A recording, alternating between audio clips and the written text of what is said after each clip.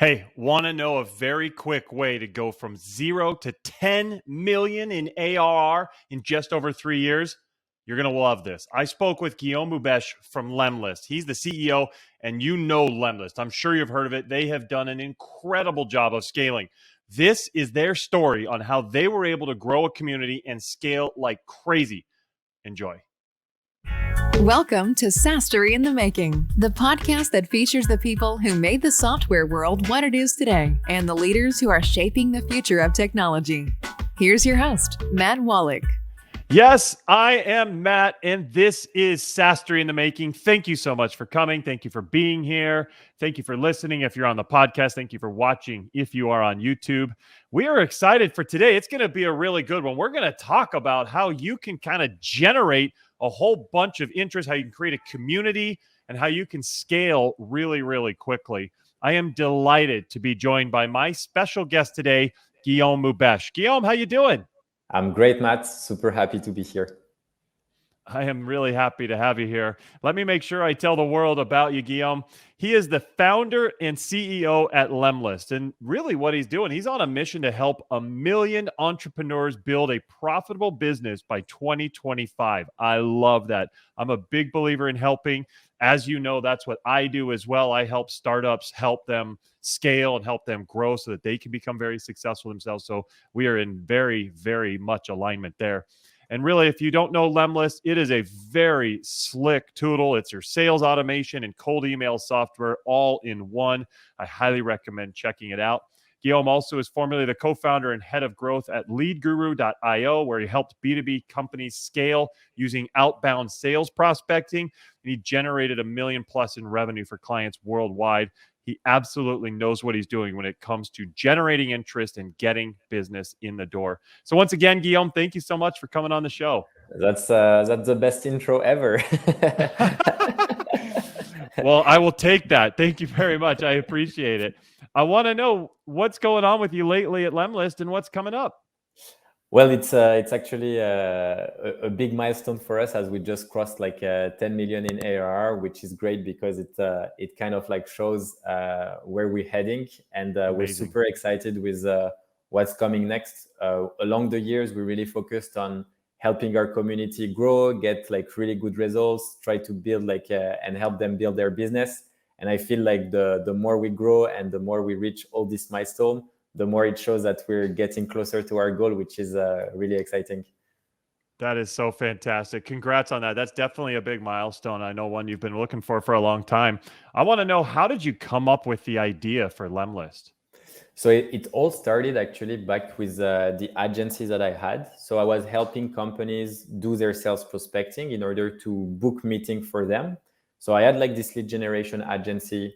And after using all the tools on the market, the value proposition that was coming up very often is put your sales on autopilot. It makes people dream. It's amazing. But the truth, it's totally wrong. In a sense that whenever you do sales, you know that it's all about building relationships, all about like personalizing your messaging in order for people to know that you actually care. And I thought, okay, there is this huge opportunity around personalization. Let's start, even if it's a super crowded market, let's start with this angle about personalization. And then we will see whether or not like people are picking it up, because in the end, it asks more effort from people because they need to personalize even more. But in the end, they get much better results. So can we link the effort to the results? And that was like the big hypothesis we had at first. And in the end, after a few months, we realized that people were getting much better results by personalizing, that our entire platform helped them to achieve that personalization. And step by step, we kind of like made a name in a very crowded industry. Yeah, you certainly have made your name. It's definitely one of the ones that people point to right away when they're thinking about all this. Can you just explain a little bit about what exactly it does and how it helps businesses? Yeah, absolutely. So Lemlist basically like is a platform that will help you to reach out to potential prospects, whether it's on email or on LinkedIn, and to automate also the follow-ups, meaning that when you reach out to someone and they're not answering, let's say 3 to 4 days later, you would normally follow up, but the platform will allow you to do this automatically. So the idea is to really help people build relationship with their prospects, get more meeting. So down the line, they can actually get more sales. Super, super cool. And speaking of building relationships, you've built and created a community on Facebook of over 17,000 members. How did you do that? And really, why is that so important? So a lot of sweat, a lot of tears. Not to be entirely transparent, it started not as something that I wanted to do for marketing or acquisition purposes. It was just that back in the days, so we started the company with $1,000, and I was the only one handling like the support and the business side of things, and my co-founders were on the tech side. So after receiving like a lot of people on the support, and I was receiving sometimes the same questions, I thought, why not put everyone into the same Facebook group and see whether or not like I can answer questions and more people would see it. That way it would be less work for me. And after doing all these things, I realized that people were giving me ideas, feature requests, and I was really creating these relationships. I would start to write the content to answer really their pain and needs. I would share it in the community so they start to see that I actually care. And step by step, with a lot of word of mouth, people went, were asking their friends to join the community. I was writing even more content to help people like succeed and get really good results as sales prospecting. I was also documenting everything that we were doing. So back in the days, for example, you would never find anywhere people who actually share their entire sales prospecting campaign. For people, it was kind of their secret sauce. Every sales rep would be, no, it's mine. I don't want to share it, etc., etc. And after a bit, I would do this. So I would run each week one campaign. I would explain, why it works, and I will showcase the results to our community so people can actually reproduce it. So I did this for about 6 months. And after that, like people started to share their own results, share their campaign, share their tips, answering each other's messages, really helping each other. And step by step, we really grew that community that became kind of like a competitive advantage, I would say, for our growth.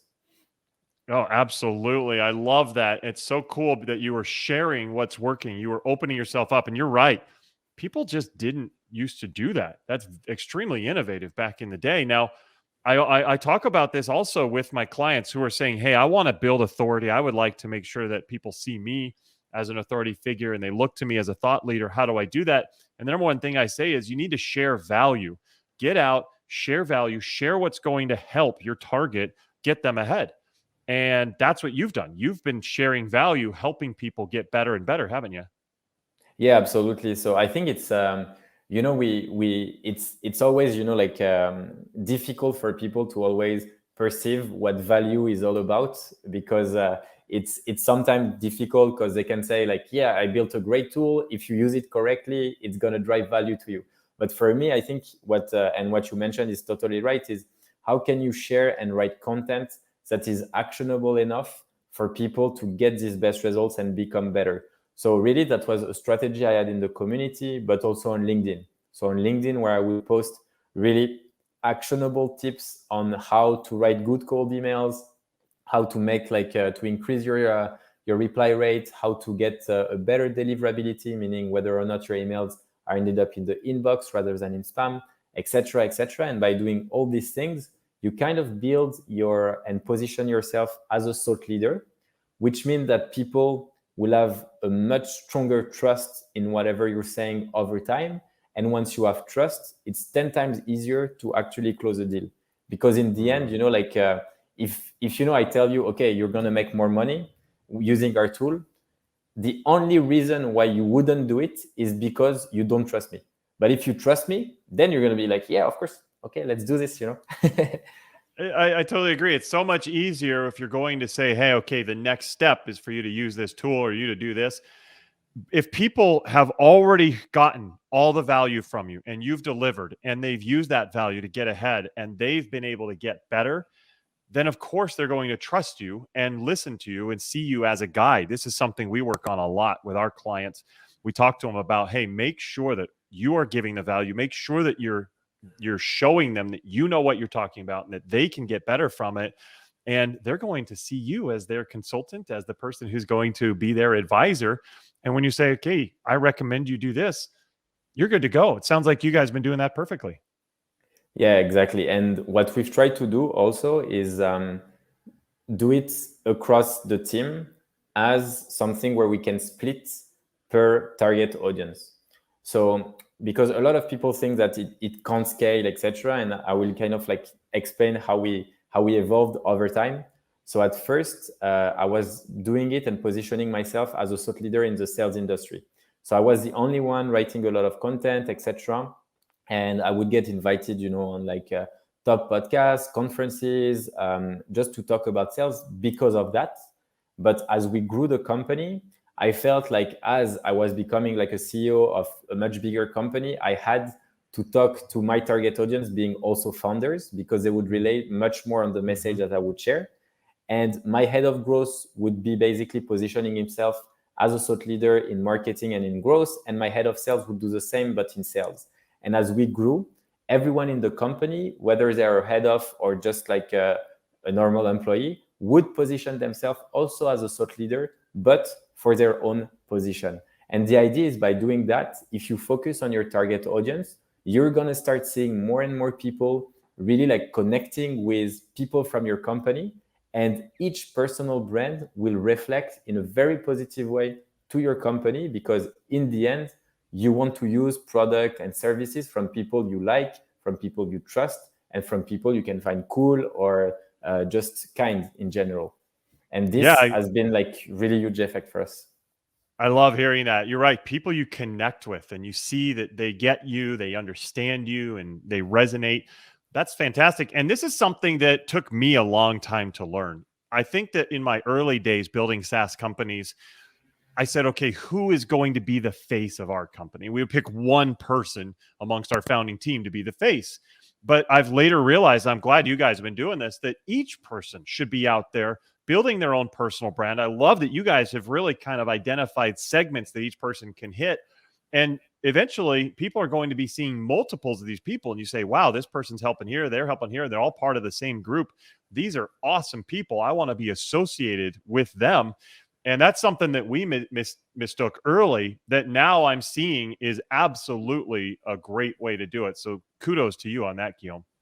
Yeah, thanks a lot. And also it's something that you can really have a lot of fun with, because if you have, for example, like your sales team posting about something and the marketing about something else, they can kind of like pick up on each other's like post and start like making fun of each other or teasing each other. And then it creates this lovely vibes of friends, like just teasing a bit and making fun. And this is really cool. And on top of it, something that we've implemented that worked really well is what we call LinkedIn buddies, which is like in the company, everyone is in pair and they help each other writing their LinkedIn posts. So They always have like feedback. So it's usually like one person in marketing with one person in sales.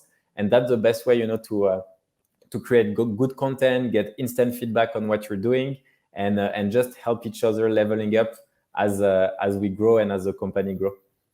I love it. That's a great idea, LinkedIn buddies, because a lot of people are wanting to grow on LinkedIn and they're not quite sure if what they're putting out there is helpful, but I like the idea of helping each other.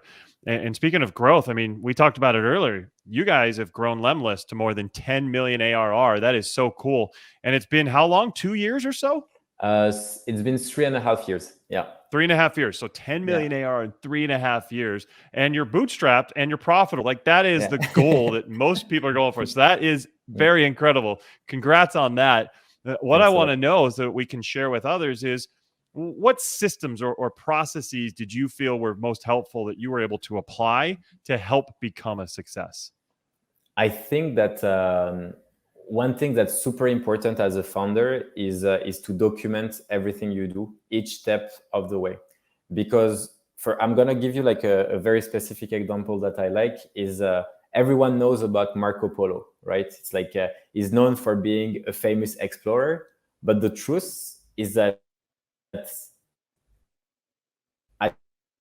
that time a merchant, and right now in today's world, everybody knows or think that Marco Polo discovered the Silk Road. The truth is that it was not the first one. Before him, there were thousands of other merchants for the same place where he was that actually were walking through the Silk Road. The only difference, he was the first to document it. And to me, that's like the eye-opening moment. It's like, if you document things, you'll be remembered. If you document things, it will allow you to put complex thoughts that you have in your mind into simple things, and you would gain a lot of clarity. So the truth is, like, the more I documented things, the more I realized that, oh, you know what, for sales, we should have a better process. Or, you know what, here in marketing, what we did was really great, and here it was really like the worst thing we could ever done. But the truth is, like, by reflecting on the past, looking at our mistakes and our success, it gives a lot of clarity for the future. So my advice is really, like, try to document every time you have a milestone, because it's a great way first to celebrate the little wins. Because whenever you're growing, basically, like, I remember for me getting to 10 million in ARR when we started with $1,000, it was just impossible. The market was too crowded. Everyone was telling us that we will never make it, that we don't have a good enough differentiator, etc., etc.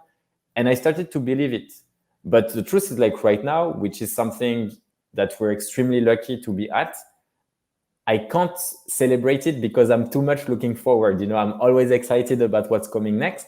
And even though I realize that this is amazing, it's only when I actually write down a full article and I detail everything that I realize, like, we did a lot of things, like, it's really cool, and it gives you much more clarity for the future. So this would be like my number one tips is document everything. It will force you to actually put processes where you need to, and then have clarity for the future. And that's the number one priority for any founder. I think that's fantastic. I love that Marco Polo analogy. So true that documenting is key. And those of us who follow, or those of them out there who followed me for a while, my 4 pillars to exponential software growth. You've got attract, engage, close. And the last one, scale. Scale, meaning bringing other people in to do what you've been doing, doesn't happen if you don't have your procedures and processes documented very, very cleanly and soundly so that others can pick up from where you left off. So I love it, love it, love it. That is a lot of growth, though. So how did you guys handle growth that quick, Guillaume, during those periods? To be honest, it's I think what you said about processes is definitely right. So it's like, try to automate all the things that can be automated, because whenever you're writing down processes, you will realize that some stuff you're doing are very illogical and that shouldn't happen. So the truth is, like, if you look at a process, so I can give you an example for sales. In our sales team, for example, when someone signed up, what we would do is everything would go to our CRM. We'd enrich the email. So from one email, you can tell how big the company is, etc., etc. But the truth is, like, the sales team, what they were doing at first, just checking every people and seeing, okay, what their company size. So everyone was wasting maybe like 5 to 10 minutes for each lead, which was very time consuming and didn't make a lot of sense. So right now we have built, by looking at this, we realize, okay, this is stupid. We can do this automatically. You can enrich people's email and get the company name, how big is the company, how many people are in the sales department, etc., etc. And from there, know whether or not the person is a good fit for a sales demo, instead of having this manual qualification process. And to me, it's really about this, building these processes, looking at what could be automated, and trying to make sure that you're making the most of everyone's time. And this really, like, was key for the scaling. And on top of it, it was really trying to improve the product to make it as good as possible, to remove the load from the support. So it's always, tracking this metric. For example, what you could do is, instead of tracking the number of tickets you get, what you can do is track the ratio between the number of users you have and the number of tickets you get. And this ratio should always go down as you grow, because it means that your product is becoming better and better, and people can use it without having to go through the support.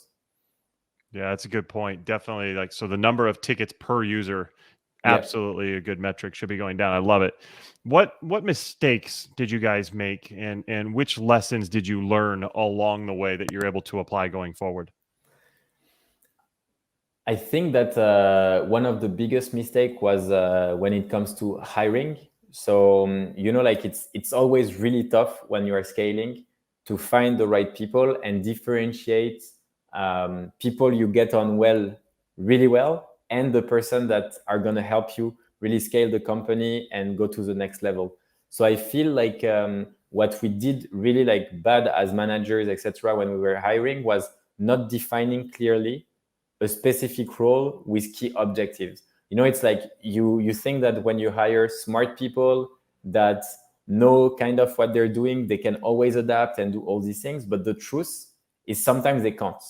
And for you, your role as a CEO or as a manager is to basically make sure that you have a clear system in place to evaluate the person that are coming to the company and evaluate their impact.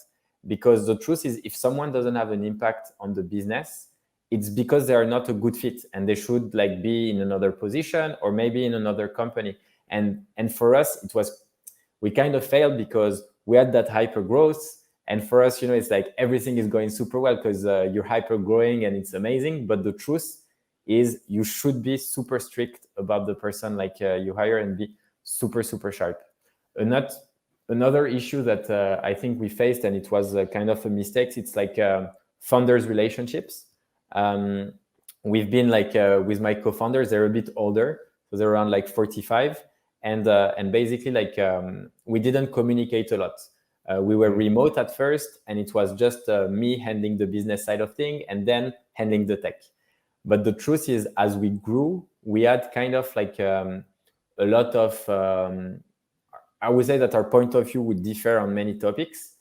We wouldn't define the vision and the mission together. I would handle this. But as we grew, we realized that we're kind of like splitting apart, and that there would be like a lot of conflict within the company and within the department just because of us. So the issue was not communicating and not noticing the problem before, so we could, and that's actually what we did to solve it, is go with a coach and do kind of what I call throuple therapy, because it's the three of us, and just, you know, like discussing these things, discussing together about how we can make our communication better, etc., just to level up. And we've realized that after, let's say, 3 to 5 months of coaching, all the vision was aligned, all the team mission, etc. And then all the team members are just, you know, like everything is much smoother and it's 10 times better. I love it. That is so amazing, because sometimes those partner relationships can cause a lot of strain. It causes a lot of impact on the business negatively. I'm so glad that you guys were able to find some help and all get aligned and in the right direction. What tips would you give to SaaS founders just starting out now? I think for me, it's the two tips that I could give. The first one is really about know your audience, like know the person you are serving and stick to that. Because as you grow, a typical example, as we grew, we had a lot of opportunity to go up market. We had this shiny enterprise deals, etc. But the truth is we're focused on SMBs and startups. But whenever you're growing, you feel like you should go with enterprise, you should go with where the money is. So the first thing is really like stay focused and know what you're doing, because your product will not fit an enterprise deal if you're focusing on SMBs, and vice versa. So this is for me like the number one thing. And the second thing is really, really to know your differentiator. Because, you know, like most people are looking at their competitors and they're trying to copy, etc. But never forget that it's your company, your rules, and you are the one owning the brand of the company. So make something that you are confident about, make something that looks like you, because in the end, all the relationships you're going to build will be built also through your brand and through the people you hire, etc. And for that, it has to be defined clearly somewhere. That is fantastic advice. I hope if you're a founder out there listening that you take that. That was absolute gold right there, Guillaume. And this has been phenomenal. I've really enjoyed this conversation, hearing about your story and all the great things you guys have done, the mistakes you've learned along the way.